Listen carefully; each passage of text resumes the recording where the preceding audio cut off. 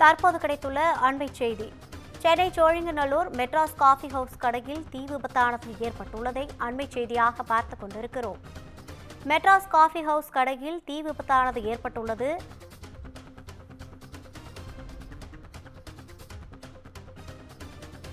தகவலின் பேரில் வந்த துறைப்பாக்கம் தீயணைப்புத் துறையினர் தீயை மீட்டதால் பக்கத்தில் உள்ள கடைகளுக்கு தீ பரவாமல் இருந்துள்ளது.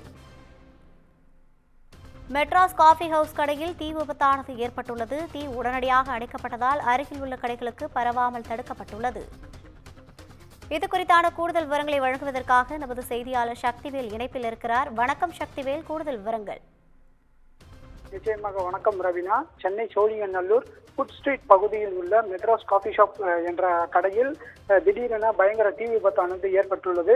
உடனடியாக அருகில் இருந்தவர்கள் தீயணைப்பு துறையினருக்கு தகவல் தெரிவித்தனர். அதன்படி துறைப்பாக்கம் தீயணைப்பு துறையினர் சம்பவ இடத்திற்கு விரைந்து வந்து சுமார் 1 மணி நேரத்திற்கு மேலாக போராடி அந்த பரவி உள்ள தீயை கட்டுப்பாட்டிற்கு கொண்டு வந்துள்ளனர். இந்த தீ விபத்தானது சோழிங்கநல்லூர் அந்த சாலையில் மத்தியில் நடைபெற்றதால் அங்கு பெரும் பரபரப்பான சூழல் ஏற்பட்டுள்ளது.